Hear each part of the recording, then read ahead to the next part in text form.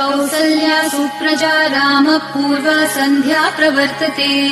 उत्तिष्ठ नरशार्दूल कर्तव्यम् दैवमाह्निकम् कौसल्या सुप्रजा रामः पूर्वा सन्ध्या प्रवर्तते उत्तिष्ठ नरशार्दूल कर्तव्यम् दैवमाह्निकम् उत्तिष्ठोत्तिष्ठ गोविन्द उत्तिष्ठ गरुडध्वज